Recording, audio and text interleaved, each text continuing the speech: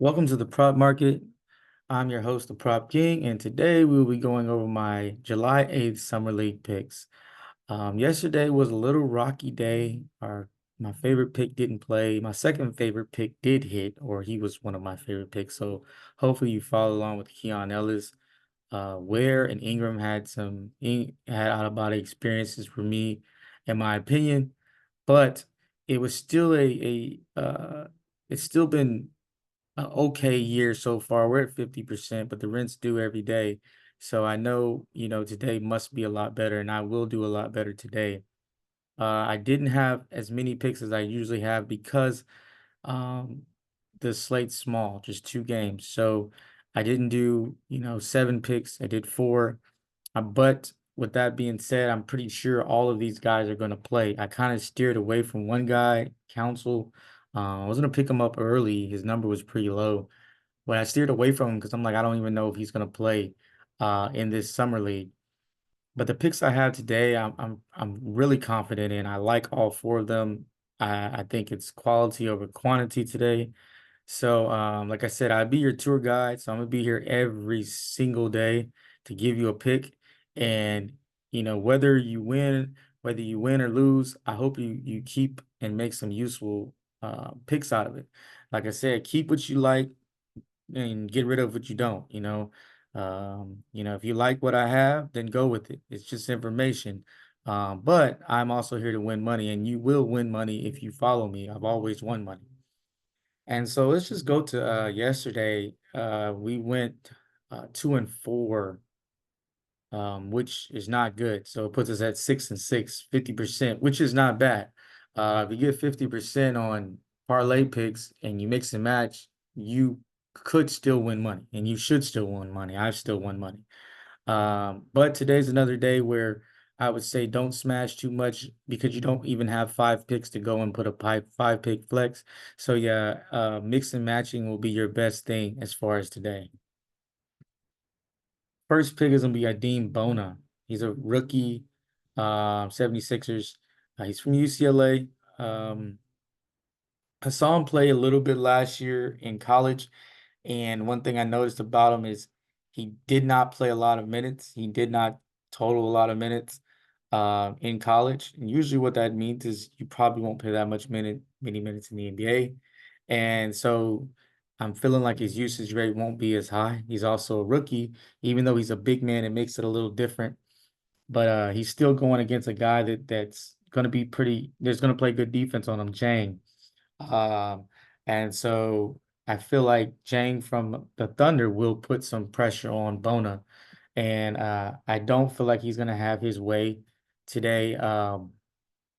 If he gets there, it's because gets some lucky passes in transition. But I really don't feel like he's going to be able to get to his number.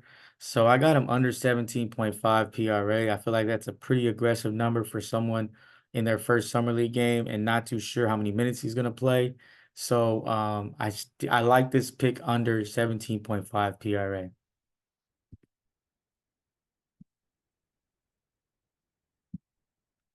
Next guy is Zach Edey. Now, this is a pick that a lot of people are going to be like, what are you doing? Well, Zach Edey is a guy that I started to fade all the way back in the NCAA tournament towards the end. Um, Zach Edey is a system player. If you're posting him up and you're giving him the ball every time, he's going to be able to go to work.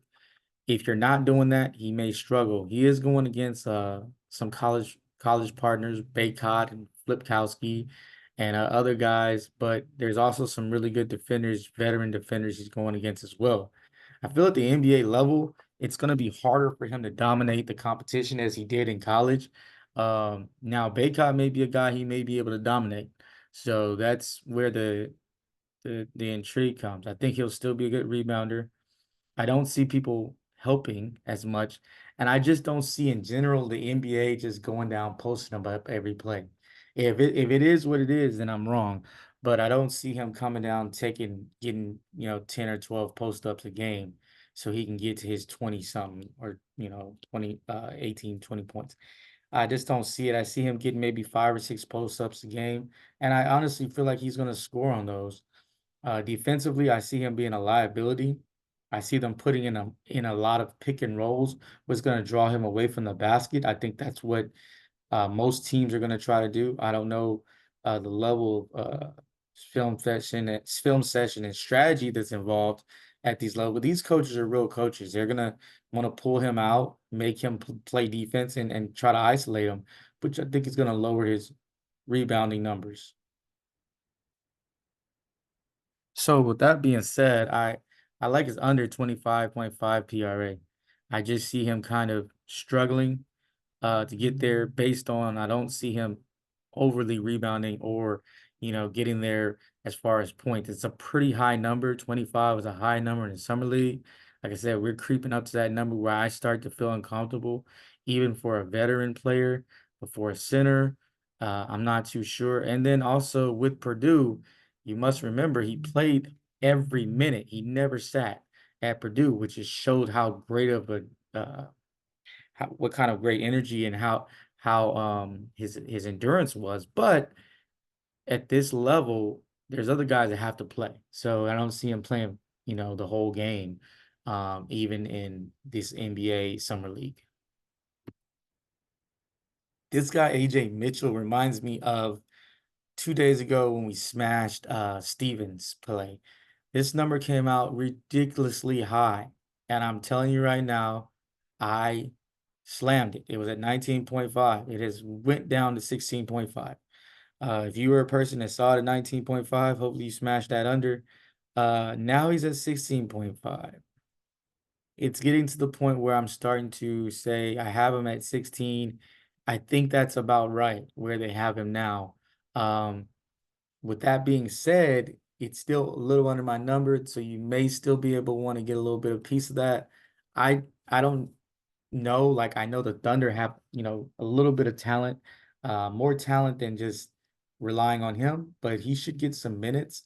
But they have some older guys coming back and ready to play. So I'm kind of still thinking he's going to be under. So if you can get him at 16.5, I would still take that under. I'd play lightly. I wouldn't smash it the way I did at 19, but I would definitely take that 16.5. But I got him at under 19.5 PRA. It's probably the best pick on the board. If it was at 19.5, they actually took him completely off the board and came back at 17.5. If you've been watching a little bit of the process, they started lowering, lowering, lowering. I would like to get him under that. Kyle Flip, my last guy. I'm going from Utah. I could say he's plays for Utah from Duke. His number has creeped down substantially. He started off at 17, then he was at 16, now he's at 15, 15.5. I feel like guy is highly motivated. I also feel like he's a guy that it doesn't have to be either or. I feel like he will play with Baycott and without Baycott. Do I think he's gonna have a great shooting day? No. Is he gonna be bad as Dalton Connect? Let's hope not. Because Dalton Connect, let me tell you right now, the volume has been there. He shot 13 times, and I know I'm going on a tangent, and he didn't get there. Kyle Flip, I feel like he can do a little bit more on the rebounding and get a little more assists. And I feel like he'll get some putbacks and some easy buckets in transition. And he'll be aggressive. I think he'll get to the free throw line. I think that's what's going to be his saving grace. Kind of like McGowan's yesterday on our pick. He was at the free throw line the whole game. He's an aggressive big. He plays really hard, and his motivational level has to be through the roof. Not only did he drop in the draft, but everyone's talking about his personal life. So I think this guy is just ready to get out there and play basketball. And that's what I'm saying. It's more than the numbers. I like him over his 15.5 PRA. I feel like it's kind of low for a guy that's highly motivated. Like I said, we only have 4 picks for you today. So we got Bona under, we got Edey under, and Mitchell under, and we got Flip over. Uh, if you like the picks today, if you like the video, go ahead and subscribe and like the video if you can for me. I enjoy making these picks. I enjoy helping us win, and it's information for you. So you may see a pick and be like, "Man, I really agree with the prop king on this one. I'm definitely going to take this." Or you might be like, "Oh no, I'm not going with this one." And then that's what this is all about, and that's your luxury.